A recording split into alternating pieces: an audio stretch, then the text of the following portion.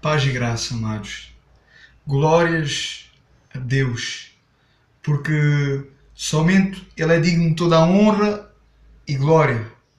E então, mais uma vez, a sua misericórdia, ela vem até nós, nos encontrando, nos alcançando. Por isso, então, nós estamos vivos, por isso nós estamos em pé. E então é por isso que nós podemos então estar na sua presença e meditar então em mais um dia da sua perfeita e santa palavra. Que seja então o Espírito Santo dirigindo cada palavra, cada frase. Que seja Ele então nos direcionando em todas as coisas e que não haja o meu eu, que não haja emoção, mas que seja Ele a falar e que o Espírito Santo ele venha a falar então aquilo que nós precisamos, o que nós necessitamos urgentemente de ouvir e não aquilo que nós achamos e não aquilo que nós pensamos, mas sim aquilo que Deus quer falar conosco hoje. Espírito Santo, fica conosco. Espírito Santo, toma em tuas mãos, Espírito Santo. Fica conosco, nos ensina, porque nós necessitamos de ti. Nós necessitamos então do teu querer. Nós necessitamos então dos teus planos. Nós necessitamos então da tua vontade. Então o Espírito Santo nos transborda de ti e cumpre então o teu querer e a tua vontade neste dia. Em nome de Jesus. Amém.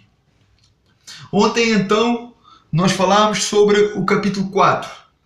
Onde vimos então os frutos do sermão de Pedro, onde então 5.000 almas se converteram a Jesus. Vimos então Pedro e João sendo presos por causa da cura daquele homem que foi coxo durante então mais de 40 anos. Que então, através de Pedro, foi curado.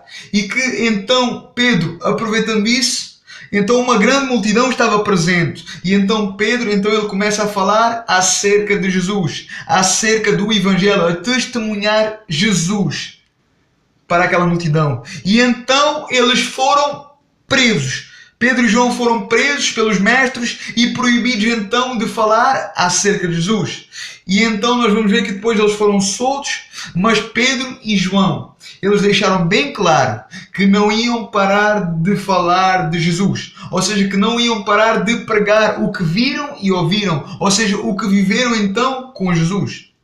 Vimos também a simplicidade da igreja primitiva, a maneira então que faziam as coisas, a maneira então que viviam. Eles viviam unânimes, juntos, unidos em comunhão.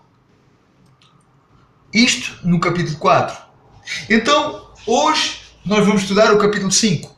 O capítulo 5 de hoje, ele nos fala então de um casal corrompido que pereceu por causa do pecado, por causa da avareza. Nós vamos ver os apóstolos então continuando então as suas mensagens para o povo.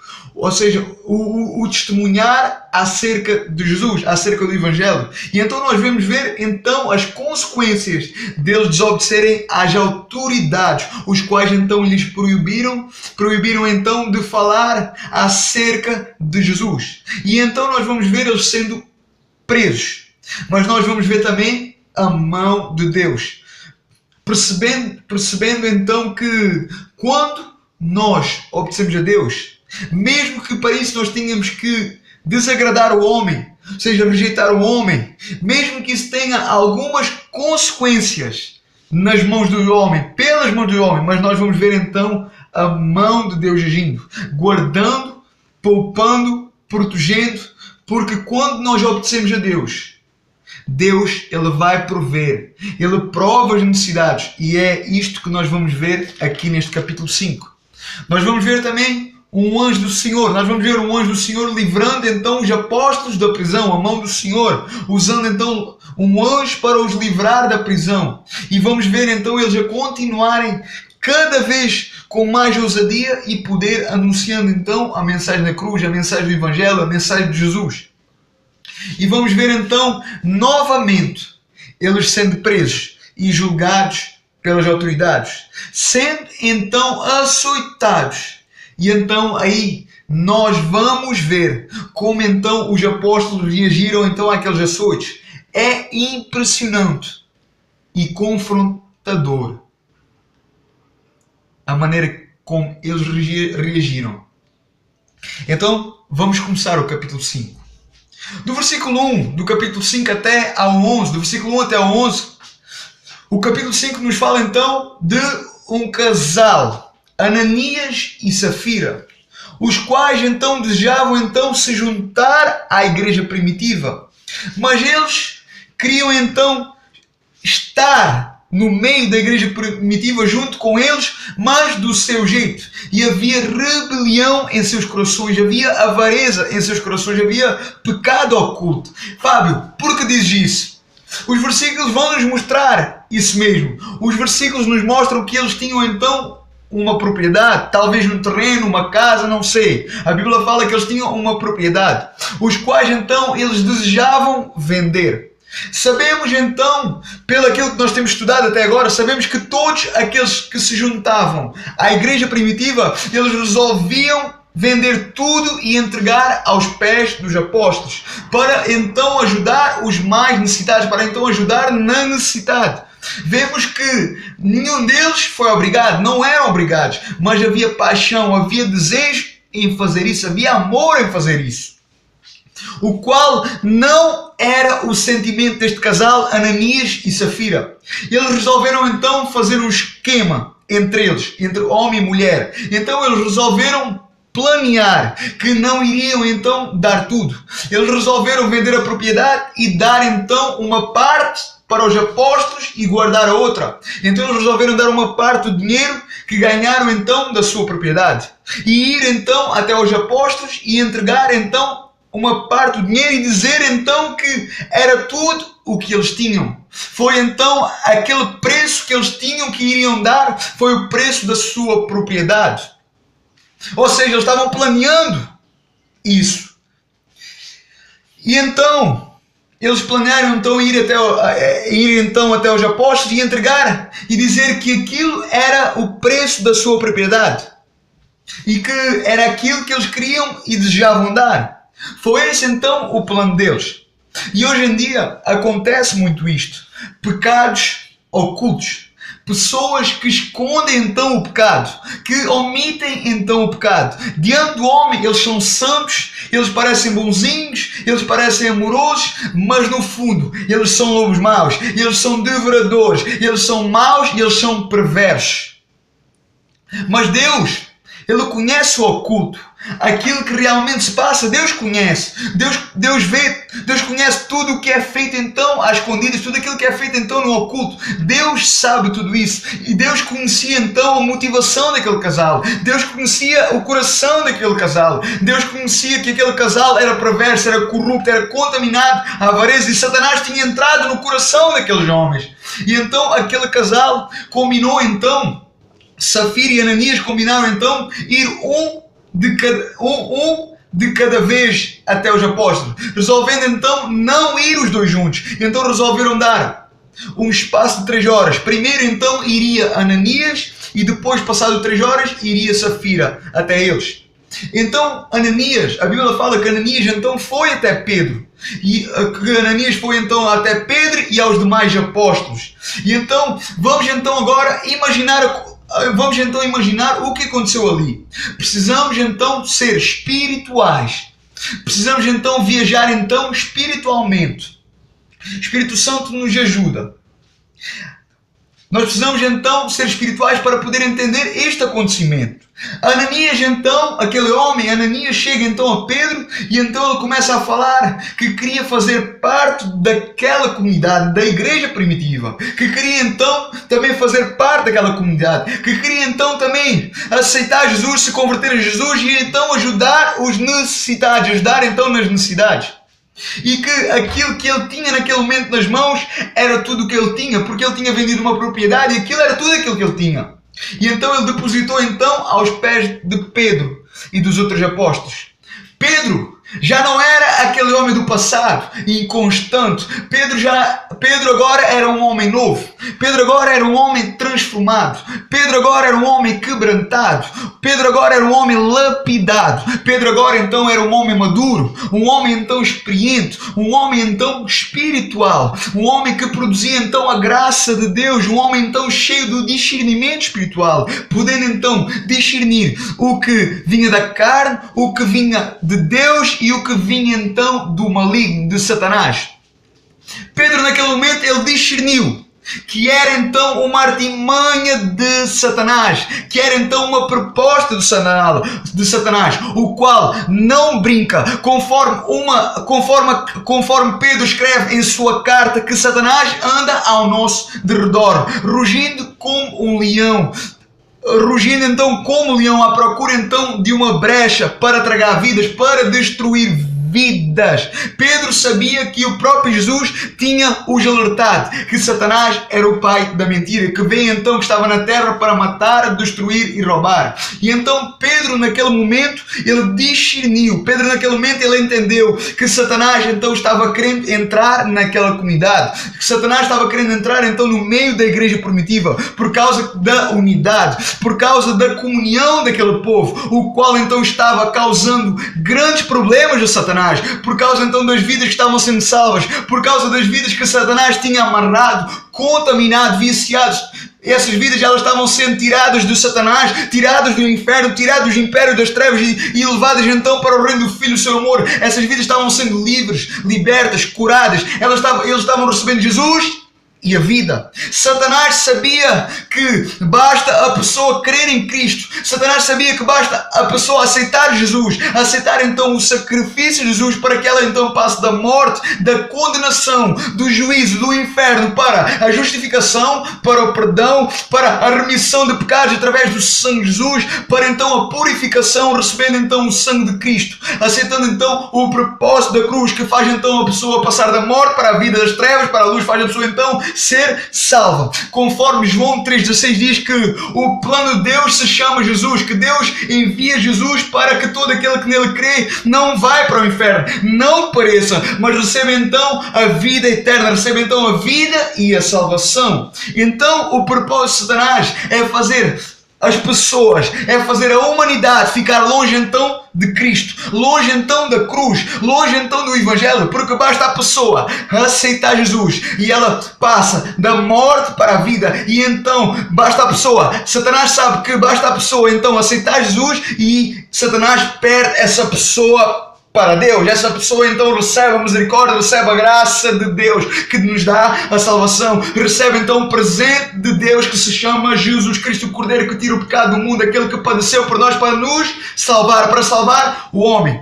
Satanás sabia que a igreja de Atos, que a igreja primitiva estava então impactando o povo, estava então contaminando o povo, estava então influenciando o povo. A cruz estava então contaminando, influenciando o povo então à cruz do Calvário, ao Evangelho, ao arrependimento, ao perdão. E então aquilo era um protesto para Satanás então entrar naquela comunidade, usando então Safira e Ananias para então entrar naquela comunidade, no meio do povo, e trazer então contendas, confusão e separação, porque Satanás sabe que onde há contenda, onde há confusão, onde há rebelião, Deus não se manifesta por causa de um dos atributos, por causa do maior atributo de Deus, que se chama santidade, porque Deus é santo. Deus então é santo, e então onde há contenda, onde há confusão, onde há rebelião, Deus não se manifesta por causa então da sua santidade. Mas Pedro, ele era um homem espiritual. Pedro então, ele discerniu isso e então logo confrontou Satanás. Satanás, seu plano de entrar ali para arruinar então no crescimento do cristianismo. E então Satanás estava sendo ali quebrado, queimado, estava sendo então repreendido ali, estava sendo então aniquilado ali. Tanto é que os versículos seguintes vão nos mostrar que tanto Ananias como Safira, vão nos mostrar que tanto Ananias morreu, como Safira, sua mulher, que foi passado 3 horas, também morreu. E os planos de Satanás caíram por terra, e os planos de Deus então prevaleceram. A igreja prevaleceu, a vontade de Deus prevaleceu. Os planos de Deus não podem ser frustrados. A vontade soberana de Deus sempre prevalece, não pode ser frustrada. Em toda a história nós vamos ver, de Gênesis a Apocalipse, nós vamos ver Satanás sendo derrotado e continuando planeando desordem, confusão. Sempre foi e sempre continuará a ser até ao fim da sua liberdade pela terra, porque um dia ele será julgado do Guiena, do lago então de fogo e enxofre, e pagará bem caro, será eternamente atormentado. A sua dor não terá fim. O juízo de Deus virá sobre ele, a ira de Deus virá sobre ele, porque Satanás, ele já perdeu, ele já foi derrotado, o seu destino está traçado. Ele próprio, Satanás, ele próprio sabe disso, mas o seu plano, o plano principal de Satanás é levar vidas com ele, é arrastar então vidas com ele, levar então o maior número possível de pessoas para o inferno. Satanás odeia tanto a nós, homens, porque nós fomos feitos, porque o homem foi feito então à imagem e semelhança de Deus. Vemos que Deus fez então Adão e Eva e os colocou então do jardim do Éden. Tudo então era perfeito, tudo era lindo, não havia morte, não havia, mas Satanás, ele conseguiu então um dia influenciar a Eva ao pecado, a desobedecer a Deus, a se tornar então independente, a se separar de Deus, e então nós fomos então, ser humano, nós fomos separados de Deus, condenados a um juízo, condenados então ao inferno. Mas Deus, a Bíblia fala que Deus, em seu enorme amor, ele resolveu então planear um plano, ele resolveu então nos planear e então nos reconciliar com ele, nos poupando então do inferno e nos dando então a oportunidade a todo o homem de nos arrependermos através de Jesus, o seu Filho, aquele que era então o plano de Deus, aquele que era então Jesus. Ele é o presente de Deus para nós, o homem, para nós, a humanidade. Jesus então é o plano de Deus que nos dá então o perdão e a reconciliação com Deus. Por isso Satanás nos odeia tanto, por isso Satanás odeia tanto o homem, porque para nós há perdão. Para Satanás não houve perdão, mas para nós, homens, para nós há perdão. Jesus então nos dá o perdão. Jesus então é o perdão. Jesus então veio pagar pelos nossos pecados. Jesus, ele foi a troca, ele foi a moeda. Jesus então, ele morreu a nossa morte, a morte do homem, para nos dar então a sua vida e então a salvação eterna. Por isso Satanás, ele faz tudo para nos manter longe de Jesus, para manter então o homem longe de Jesus. Ele põe então, Satanás, ele põe na mente do homem que a cruz é loucura. Satanás, ele põe na mente do homem que a cruz é um mito, que a cruz é apenas uma história, que a cruz é apenas um conto de fadas, para que o homem não receba, para que nós então, como homens, não recebamos então o perdão de Deus e a salvação que nos dá através de Jesus, que é o caminho, a verdade e a vida, a única solução. Então nós precisamos entender isso. Nós precisamos entender isso e guardar. Precisamos guardar a nossa coroa, a qual Jesus então na cruz nos entregou então a todo homem que crê nele, em que recebe então o perdão e que recebe então a reconciliação então com o nosso Abba Pai. Então nós precisamos entender isto, nós precisamos guardar então a nossa coroa, a qual Jesus na cruz nos entregou, nos perdoando e nos reconciliando então com o nosso Abba Pai, com o nosso Senhor, com o nosso Pai que está no céu. Por isso é importante, amados, nós sermos espirituais. É importante então nós buscarmos a presença de Deus constantemente, porque a presença de Deus, ela nos limpa, a presença de Deus, ela nos limpa, a presença de Deus, ela nos santifica, ela nos purifica. A presença de Deus então nos dá entendimento e discernimento, para então discernirmos aquilo que é da carne, aquilo que é do homem e aquilo que vem de Deus. Assim como Pedro discerniu então naquele momento que aquilo vinha de Satanás, que aquela proposta vinha de Satanás, que aquelas pessoas estavam com o coração contaminados em trevas por Satanás.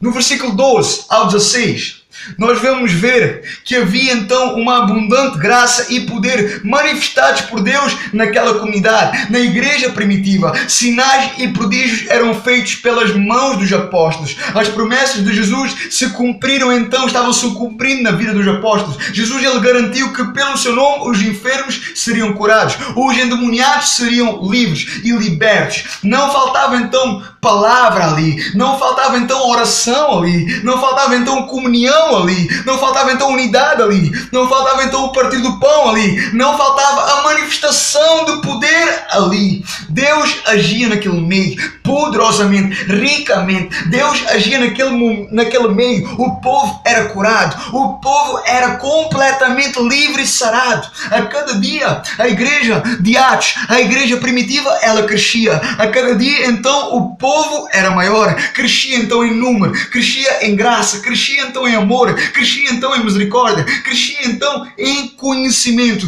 porque tudo era feito na maneira e da vontade de Deus. Porque tudo era feito na maneira e da vontade que Deus queria. E quando nós fazemos da vontade e do querer de Deus, quando nós fazemos não da nossa maneira, não da nossa vontade, mas da vontade de Deus, conforme Deus quer, conforme da maneira que Deus quer, quando é assim, será impossível não dar certo, será impossível não haver salvação, será impossível não haver cura, será impossível não haver manifestações poderosas de Deus nesse meio, nesse lugar. E lá acontecia isso. Porque eles faziam a vontade de Deus, porque eles lutavam pela vontade de Deus, porque eles estavam fazendo e cumprindo a vontade de Deus. Interessante que o versículo 15 nos fala que pela cidade transportavam os enfermos, os doentes, transportavam então os enfermos, os doentes pelas ruas. E eu aprendo aqui que havia compaixão. Nós vamos ver que no versículo 15 fala que o povo transportava os enfermos e os doentes pela rua. Então eu aprendo aqui que havia compaixão. O povo se compadecia. Como nós estudamos então há dias antes, em alguns capítulos lá atrás, nós vamos ver que quando nós nos compadecemos, quando o homem se compadece, é impossível nós ficarmos parados. Quando nós nos compadecemos, é impossível nós ficarmos parados. Pelo contrário, nós agimos, nós queremos e lutamos então pela mudança. Fazemos então por isso, fazemos alguma coisa por isso, ajudamos então na necessidade. E era isto que acontecia aqui, era isto que estava a acontecer aqui. O povo se unia e lutava então pelos enfermos. O povo se unia e lutava pelos enfermos, lutava então pelos doentes. Eles queriam que aquelas pessoas fossem curadas, eles queriam que aquelas pessoas fossem saradas, e então eles apresentavam Jesus como uma solução para o problema das pessoas, para a vida das pessoas. Não só Jesus como curando a cura física, mas também a cura da alma, uma cura espiritual, a salvação eterna que só Jesus dava. E o versículo 15 nos diz que a sombra de Pedro, o versículo 15 nos diz que a sombra de Pedro curava. Olha aqui Pedro, o Pedro que tinha como sua profissão até conhecer Jesus, pescador.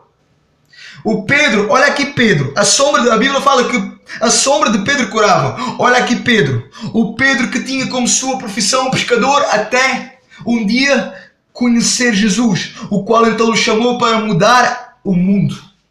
O Pedro então que era inconstante em todos os dias.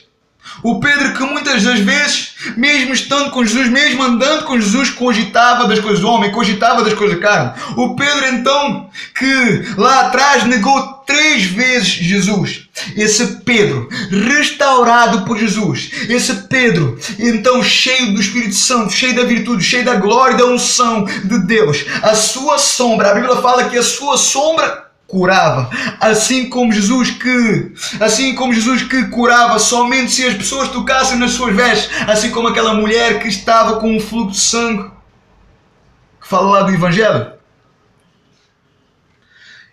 Em João, capítulo 14, versículo 12, Jesus prometeu e disse: em verdade vos digo que aquele que crê em mim fará também as obras iguais a mim, ou maiores que eu, porque eu vou para o Pai. Olha o versículo 13: e tudo o que pedires em meu nome eu farei, para que o Pai seja glorificado no Filho. Estava-se cumprindo ali na vida de Pedro aquilo que Jesus falou. Jesus, ele disse: em verdade vos digo que aquele que crê em mim fará também as obras que eu faço e outras maiores que eu, porque eu vou ao Pai, e tudo quanto pedires em meu nome eu o farei, para que o Pai seja glorificado no Filho. Estava-se cumprindo isto ali na vida de Pedro, e esta promessa não é só para o apóstolo Pedro, e não é só para os demais apóstolos. O Espírito Santo era o qual os capacitava a fazer.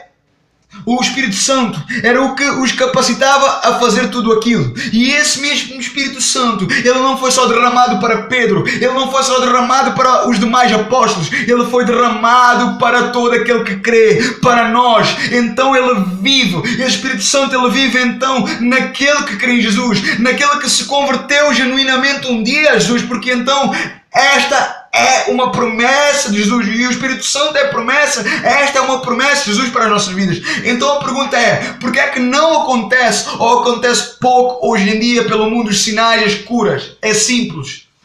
Porque basta olharmos então para a vida dos apóstolos e compararmos a vida deles com a nossa. Eles viviam um verdadeiro evangelho, um evangelho de perseguição. Ambos, nós vamos ver que a vida deles, mais para a frente, nós vamos ver que ambos morreram por Jesus. Ambos se santificaram. Ambos pagaram preços bem altos. Deixaram casas, deixaram famílias para trás. Abriram então mão de tudo. Porque isto aqui que acontece aqui em Atos, porque isto aqui que aconteceu em Atos está ao nosso alcance, sim, porque eles eram homens iguais a nós. Isto está ao nosso alcance, mas é preciso a gente entendermos, é preciso nós sermos espirituais, é preciso entendermos que nós precisamos pagar um preço muito alto, um preço muito grande. E quem decide? O homem que decide pagar esse preço alto. Deus vai usar com poder e graça, sim, porque a Bíblia afirma, e Deus, ele é fiel, e Deus é fiel naquilo que fala. Isto é promessa de Deus. Então Deus é fiel, ele não se pode negar a si próprio. Então o homem que decide pagar um preço, Deus vai usar com poder e graça, sim, porque a Bíblia afirma isso, e Deus é fiel e não se pode negar a si próprio, como a palavra de Deus diz, e a palavra de Deus é viva e verdadeira. No versículo 17 ao 33, nós vamos ver novamente então os líderes religiosos daquela altura, fariseus, saduceus e então o sumo sacerdote. Eles rejeitavam Jesus. Por isso o mataram por inveja, porque Jesus então estabeleceu uma nova mensagem, novas obras, novas ações. Então eles rejeitaram Jesus e condenaram Jesus, e então rejeitavam e condenavam tudo aquilo que tinha a ver com esse Jesus, o qual então chamavam de seita. Todos aqueles que seguiam Jesus, todos aqueles que eram discípulos de Jesus, eles chamavam de seita. Os versículos nos mostram que eles se enchiam de inveja por causa das mensagens dos apóstolos, por causa então do testemunho da igreja primitiva, por causa então do testemunho da igreja primitiva, por causa então do peso, por causa então da influência que estavam tendo então da sociedade, que estavam tendo então ali da multidão, pois a cada dia aquilo que eles chamavam de seita crescia em grande número, e então eles resolveram fazer alguma coisa. Então eles resolveram mais uma vez prender Pedro e João, mas agora não foi só Pedro e João, mas também os outros 10 apóstolos. A Bíblia fala que eles prenderam os apóstolos, então os prenderam. Mas no versículo 19 fala que um anjo do Senhor se manifestou ali a eles naquela prisão, aos apóstolos, e então os libertou, abrindo então as portas da prisão, e disse-lhes: ide e apresentem-se no templo e digam ao povo, digam à multidão a mensagem completa desta nova vida acerca de Jesus. Mais uma vez aqui nós vemos Deus suprindo uma necessidade. Eles estavam então presos pela mão do homem, pela vontade do homem, não pelas mãos de Deus, não pela vontade de Deus. Então quando nós fazemos a vontade de Deus, Deus ele vai prover. Deus vai prover a necessidade, porque quando fazemos então a vontade de Deus, vai gerar então aflição, vai gerar então perseguição, mas Deus vai prover então nessa perseguição, Deus vai prover então nessa aflição, Deus vai prover então as nossas necessidades, Deus vai honrar então a nossa fé e compromisso com a sua vontade. Foi o que aconteceu aconteceu aqui com os apóstolos. A verdade é que eles já tinham sido então proibidos uma vez e presos. Já era a segunda vez então que tinham sido presos. Mas Deus se revelou e supriu então as necessidades que iriam fazer com que eles continuassem a sua vontade. Por isso então Deus envia um anjo para o libertar e para lhes dar então uma mensagem para eles continuarem a pregar. Isto aconteceu tudo de noite. E então a Bíblia fala que no dia seguinte, logo pela manhã, eles entraram no templo e então retornaram os apóstolos. Então, isto aconteceu tudo de noite da prisão. E então, na manhã do dia seguinte, a Bíblia fala que eles entraram pela manhã, entraram no templo e então retomaram as suas mensagens evangelísticas, ou seja, traindo a multidão, os pecadores, à fé, ao evangelho, ao arrependimento. O engraçado é que aqueles homens que os prenderam achavam que eles ainda estavam presos, que eles estavam então na prisão, que eles estavam então na cela. Então eles não sonhavam sequer que aqueles homens, os apóstolos, os quais eles prenderam, eles nem sonhavam sequer que eles estavam então no templo testemunhando e ensinando ao povo acerca de Jesus. Os que os prenderam então, nessa manhã, eles convocaram então uma reunião. E então enviaram, quando já estavam juntos, quando já estavam reunidos, então enviaram os guardas para ir buscar os apóstolos. No versículo 22, eu fico então aqui imaginando aqueles guardas então indo até a prisão, indo então à cela para ir buscar então os apóstolos. Chegando lá, eles deparam-se com uma situação confusa, com uma situação incrível, com uma situação completamente impossível, porque aqueles apóstolos não estavam lá, eles tinham desaparecido, mesmo então estando debaixo de vigilância. Eles sabiam, mesmo os apóstolos estando debaixo de vigilância, numa prisão, aqueles homens, aqueles guardas, eles sabiam que algo incrível tinha acontecido ali. E então no versículo 23, esses guardas foram avisar então o sucedido. Então todos ficaram perplexos. No versículo 24 fala que naquele momento, quando então os guardas foram então àquela reunião e disseram que eles não estavam, que eles desapareceram, então no versículo 24 fala então que naquele momento foi até eles. A Bíblia não fala, a Bíblia não diz quem foi, a Bíblia não diz o seu nome. Então, a Bíblia diz que então uma personagem desconhecida chega lá então ao pé daquele povo que estava reunido e diz: esses homens, os apóstolos que vocês prenderam, eles estão então no templo ensinando ao povo, anunciando esse Jesus, anunciando então esse evangelho. Amados, olha aqui, a mão de Deus aqui, olha a mão de Deus aqui. A Bíblia fala que aqueles que confiam em Deus jamais serão envergonhados, como a sua palavra nos diz. Aqueles homens, os apóstolos, eles não foram envergonhados. Pelo contrário, Deus estava no controlo. Deus honrou a fé e a fidelidade dos apóstolos. E então os envergonhados aqui não foram os apóstolos. Os envergonhados aqui foram então os religiosos que os prenderam. Os religiosos então que proibiram eles de falar. Os religiosos então que sentiam ciúmes deles. Quem foi envergonhado foi os religiosos.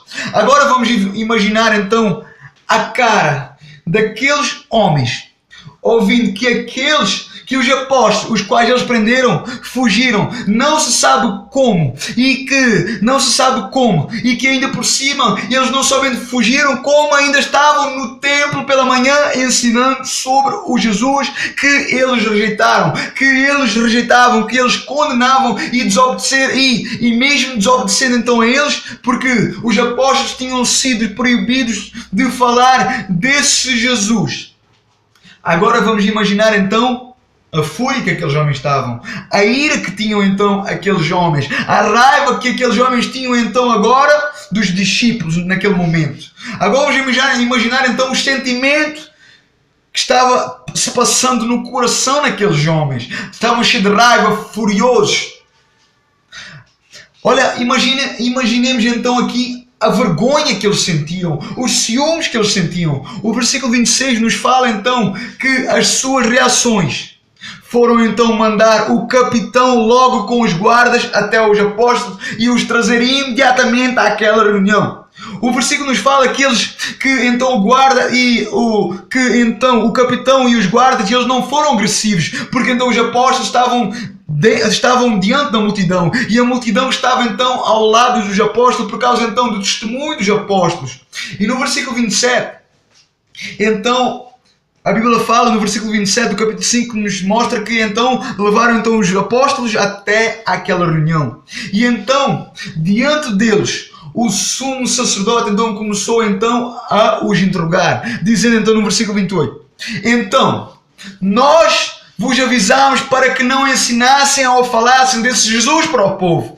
E vocês, nos desobedecendo, encheram toda a Jerusalém dessa doutrina de Jesus. Não param de falar desse Jesus. E ainda então querem nos culpar pelo sangue desse homem chamado Jesus.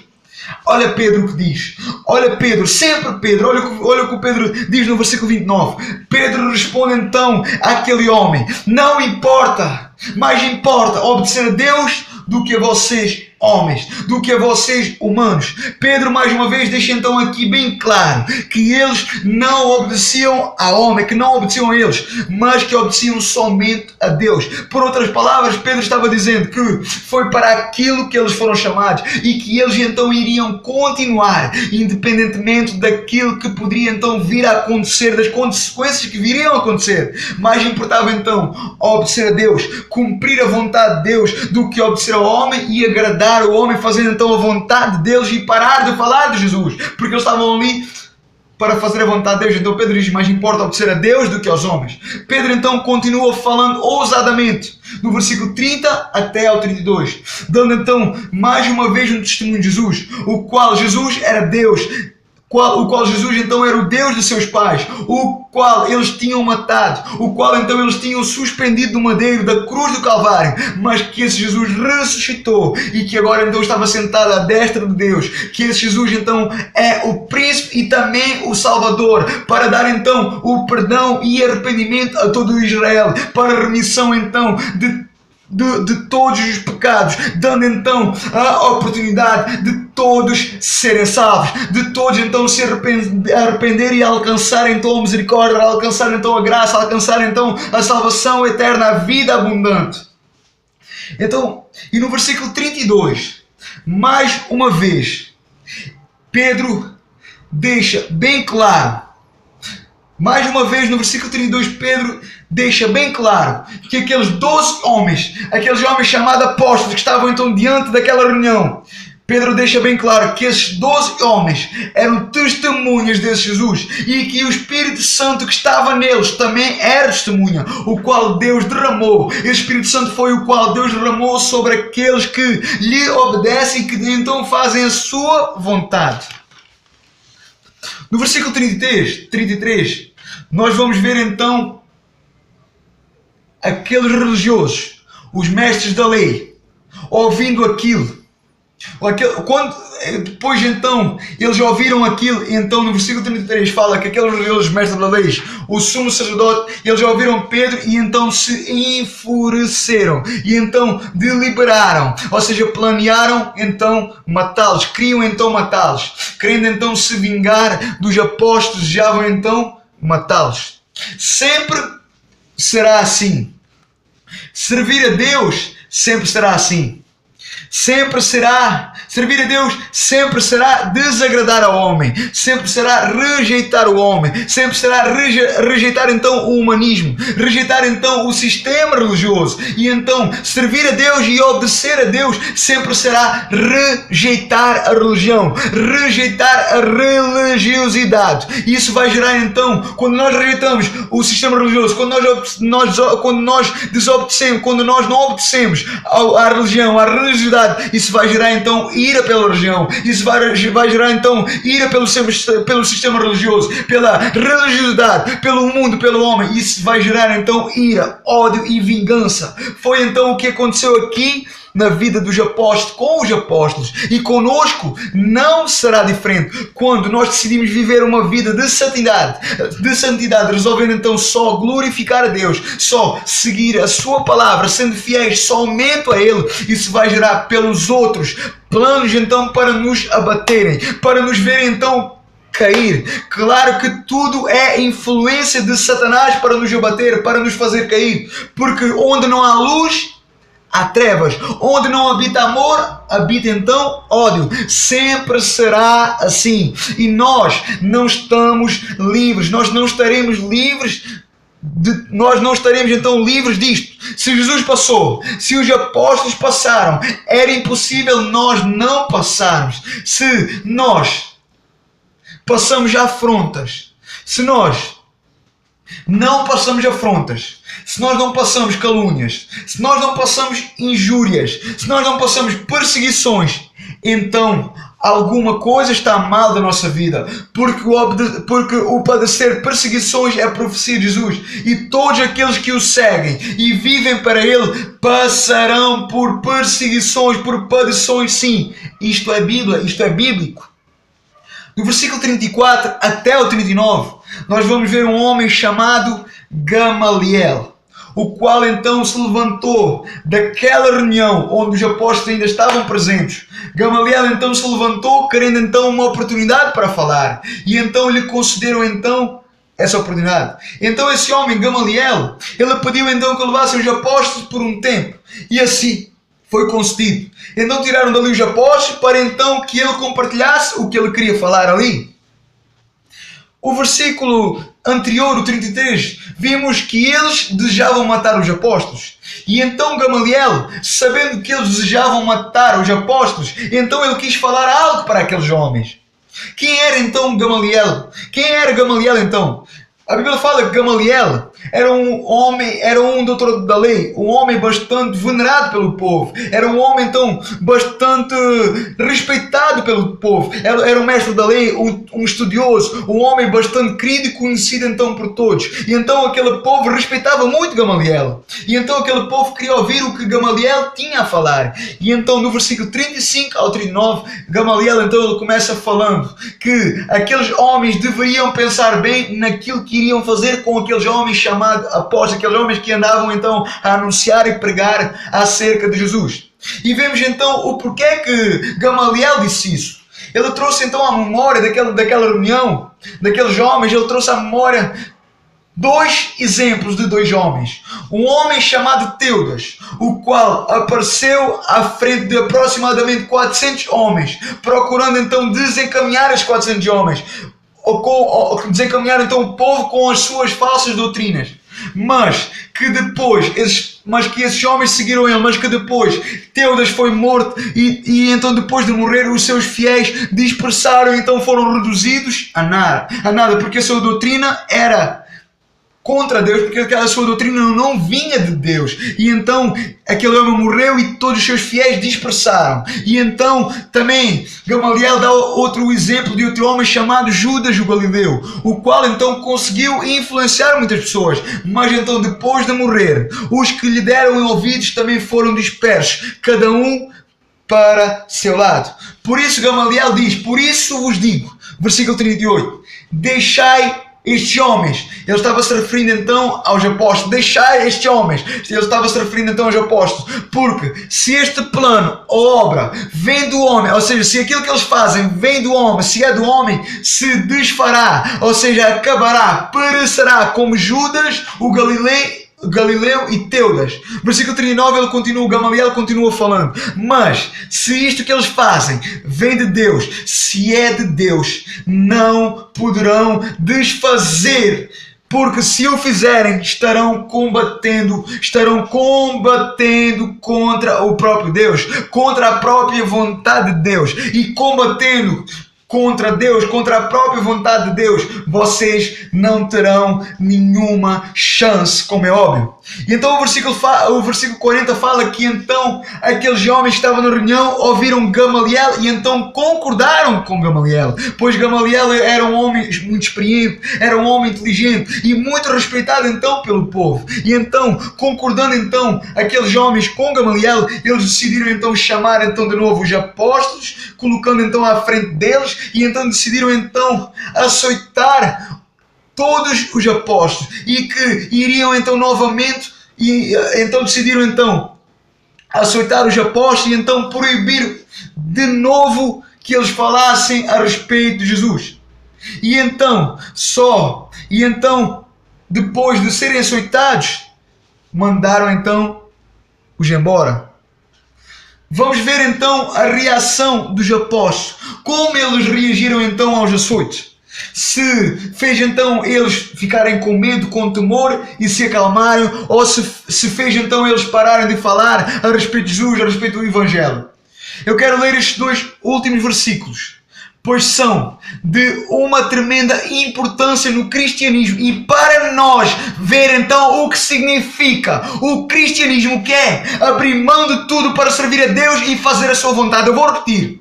Eu quero ler estes 2 últimos versículos, pois são de uma tremenda importância no cristianismo. E para nós que dizemos que somos discípulos, para nós que dizemos que somos cristãos, para nós que dizemos que amamos a Deus, que servimos a Deus, para nós vermos o que significa então o cristianismo, o que é então viver uma vida que agrada, uma vida de santidade, uma vida que glorifica, uma vida que agrada a Deus, o que é então abrir mão de tudo para servir a Deus e fazer a sua vontade, fazer então a sua obra. Vamos ler então capítulo 5, o versículo 41 e 42. Capítulo 5, versículo 41 e 42. E então a Bíblia diz assim: depois então deles serem açoitados, retiraram-se, pois, da presença do conselho, regozijando-se de terem sido julgados dignos de padecer afronta pelo nome de Jesus. E todos os dias no templo e nas suas casas não cessavam de ensinar e de anunciar Jesus Cristo. Versículo 41. Os apóstolos retiraram-se da presença do sinédrio, regozijando-se, ou seja, se alegrando, muito alegres, porque tinham sido julgados dignos de padecer afrontas pelo nome de Jesus. Versículo 42. E todos os dias no templo e nas casas não paravam de ensinar e de anunciar Jesus Cristo. Lembram-se do Evangelho de Mateus, do capítulo 5? Quando Jesus então fala sobre as bem-aventuranças? Quando Jesus fala então do sermão do monte? Eu quero ler com vocês Mateus capítulo 5, versículo 10, 11 e 12. Mateus capítulo 5, versículo 10, 11 e 12. E vocês já vão entender porquê. Versículo 10 diz assim: bem-aventurado os que sofrem perseguições por causa da justiça, porque deles é o reino dos céus. Versículo 11: bem-aventurados sois vós, quando vos injuriarem e perseguirem e mentindo dizerem todo o mal contra vós por minha causa. Versículo 12: exultai e alegrai-vos, porque é grande o vosso galardão nos céus, porque assim perseguiram os profetas que vieram antes de vós. Os apóstolos, eles sentiram isto. Eles foram então bem-aventurados. Bem-aventurados significa mais que felizes. Os apóstolos, eles foram açoitados. E a reação deles foi de alegria. Eles se acharam, o versículo 41 e 42 fala que eles se acharam dignos de padecer por Jesus. Assim como Jesus um dia padeceu, eles também sabiam que iriam padecer por lutas, por prisões, por açoites. Talvez então até mortos. Mas eles não tinham medo disso, mas eles tinham isso com amor, com paixão, com alegria. Eles tinham prazer. Eles sabiam que foram chamados e escolhidos para isto mesmo, para aquilo mesmo. Por isso foi esta a reação deles, de grande gozo, de grande alegria. Saber então que estavam então agradando a Deus, saber então que estavam então glorificando a Deus, lutando então e perseverando pela doutrina de Jesus, espalhando então e testemunhando aquilo que Jesus iniciou e qual então eles foram chamados para então continuar aquilo que Jesus começou. Por isso Jesus os escolheu.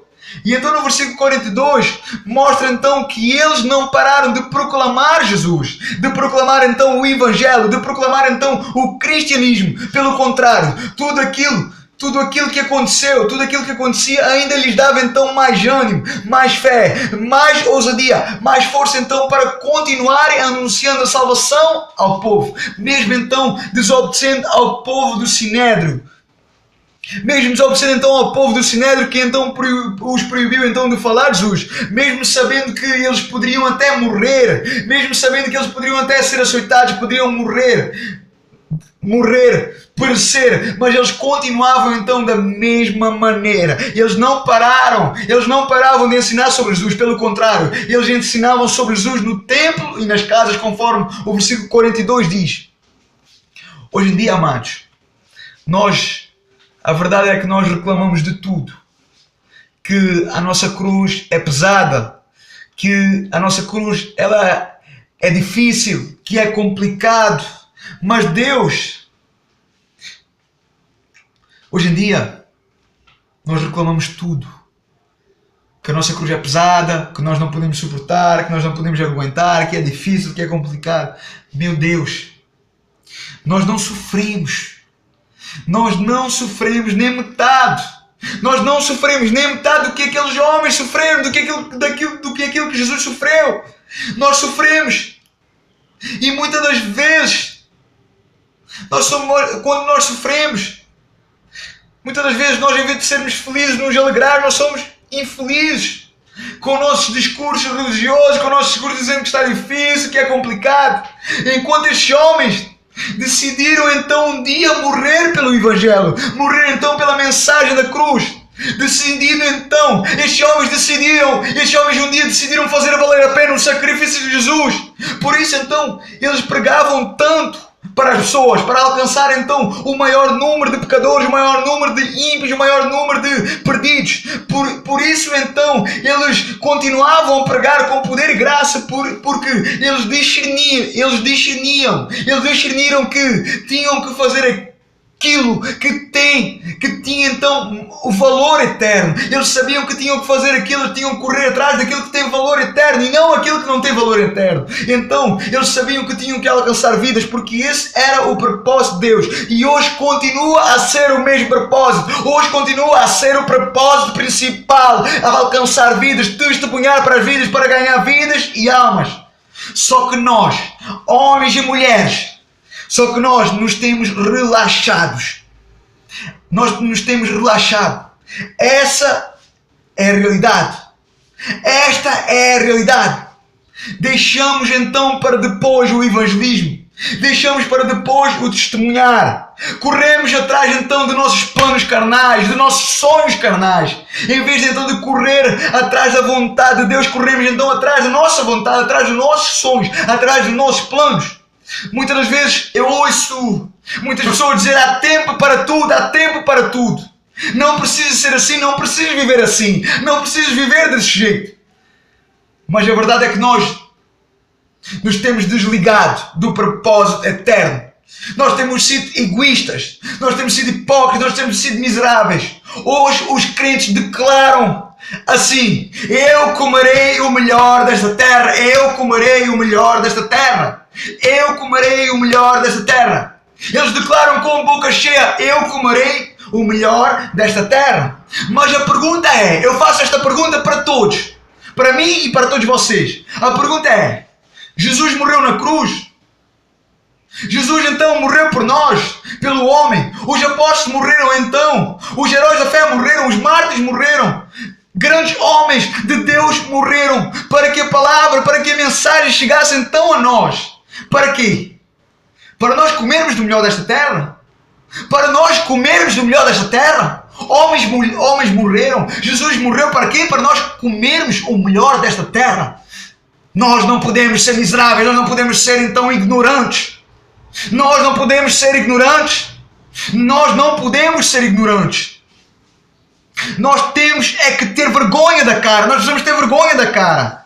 Deixar então de ser avarentos, soberbos, arrogantes, carnais, e olhar então para os primitivos, para a igreja primitiva, olhar então para o conceito e a definição então do cristianismo.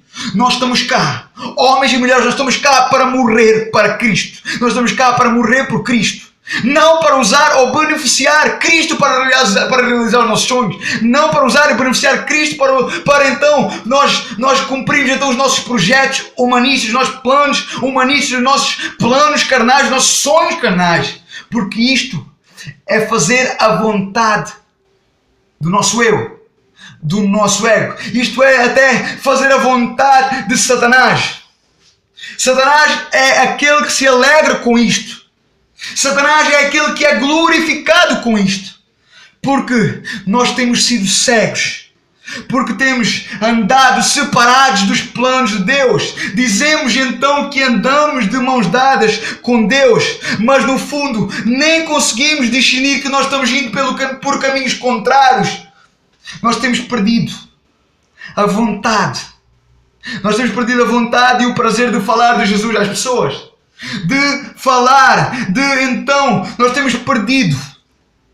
Nós temos perdido a vontade e o prazer de falar de Jesus às pessoas. Nós temos perdido a oportunidade de salvar vidas para cumprir então nossos planos carnais, para glorificar então o nosso eu, para glorificar então o nosso ego, para então agradarmos então o nosso eu com viagens carnais. O nosso eu tem estado na frente, o ego ainda vive, ainda está vivo. Amados, isto é para mim, isto é para vocês, isto é para nós todos.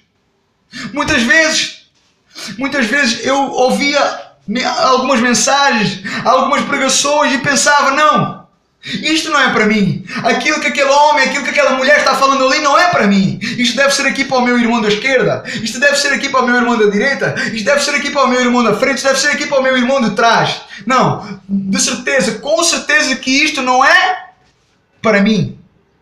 Com certeza que isto não é para mim. E a verdade é que não deixa de ser mentira. Não deixa de ser para ele, para o irmão da esquerda, não deixa de ser para o irmão da direita, não deixa de ser para o irmão da frente, não deixa de ser para o irmão de trás, mas também não deixa de ser para mim, não deixa de ser para si, não deixa de ser para nós todos, não deixa de ser para nós todos. Nós precisamos ouvir as verdades bíblicas. Nós precisamos ouvir as verdades bíblicas, as quais nos confrontam, as quais confrontam então o nosso pecado, confrontam então as nossas vidas, as nossas obras, as nossas ações. Nós precisamos sim ser confrontados. Nós precisamos ser sim exortados em amor, mas continua a ser exortação. Há um chamado de Deus para nós ao arrependimento, para nós à mudança, porque é necessário que haja diferença, porque é necessário que haja mudança do nosso meio, para que haja mudança em nossas vidas, para que haja mudança em nossas ações, obras e nossos discursos. Queremos então, muitas vezes nós queremos que o Espírito Santo fale, então o Espírito Santo ele fala, ele vai falar, ele está falando, mas não é aquilo que nós queremos ouvir, não é aquilo que nós queremos ouvir. Nós queremos alimentar o nosso eu, nós queremos ouvir coisas que iriam alimentar o nosso eu, a nossa vontade, os nossos planos, o nosso ego, e quando assim o se tornam então mensagens carnais, mensagens corruptas, porque o Evangelho, a Palavra de Deus, a Bíblia, ela é confronto, ela nos confronta, porque o Evangelho é confrontador, ele confronta o pecado, ele confronta a maneira como nós vivemos, a maneira como nós achamos, como nós pensamos. O Evangelho nos confronta, e o Evangelho ele nos chama a todos os dias. O Evangelho nos chama todos os dias à mudança, todos os dias ao arrependimento. Amados, é tempo de nós reconhecermos. É tempo de nós reconhecermos nossas falhas e olhar. É tempo de nós reconhecermos as nossas falhas.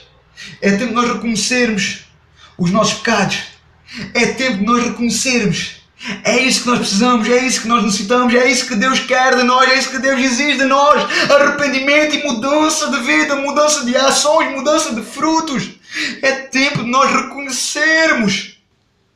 Olha para a vida destes homens, olha para a vida destes homens santos que passaram pela terra, mártires, heróis da fé. Olha para a vida destes homens apóstolos e olha para a nossa vida.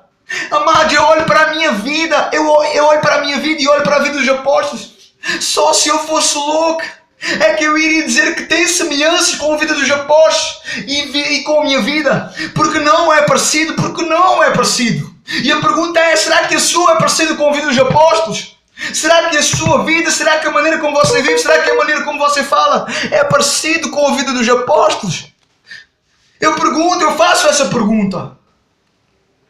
Será que a sua vida é parecida, é semelhante à vida destes homens? Nós precisamos pensar nisso, nós precisamos reconhecer isto, porque se não for, nós precisamos nos arrepender. Porque estes homens são exemplos, estes homens são exemplos de Cristo. Estes homens foram homens parecidos, imitadores, seguidores de Cristo, obedientes a Cristo, viveram para glorificar a Deus, abriram mão de tudo para servir Cristo, para servir a sua vontade. Foi através destes homens que a palavra de Deus chegou até nós.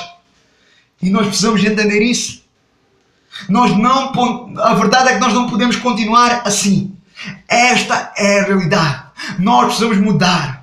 Nós precisamos de mudança. Nós precisamos de mudança. Deus requer de nós mudança. Deus requer de nós arrependimento. Deus requer de nós não sacrifício, mas obediência. A palavra de Deus diz mais importa. Mais vale obedecer do que sacrificar. E muitas das vezes nós temos nos sacrificado. Mais importa obedecer do que sacrificar. Deus não quer sacrifício. Jesus foi o último sacrifício. Deus quer de nós obediência e não sacrifício. Chega de nós nos sacrificarmos. Chega de nós sacrificarmos. E que nós possamos então mudar. Porque Deus requer de nós mudança. Então que o Espírito Santo ele possa então falar a cada coração. Que o Espírito Santo ele possa falar a cada coração em nome de Jesus. Então que nós possamos pensar tudo aquilo que foi dito. Nós não podemos ouvir por ouvir. Não ouça por ouvir, mas ouça e receba. Nós precisamos ouvir e receber. E então tomar então uma posição. É tempo de nós tomarmos então uma posição. É tempo de nós tomarmos posição. Então de mudar e de agir de maneira diferente. De buscar então a santidade de Deus. Amém? Amanhã então continuaremos o nosso estudo, se Deus quiser. Amanhã nós estaremos então a estudar acerca do capítulo 6. Que Deus vos abençoe em nome de Jesus. Fiquem na paz. Amém.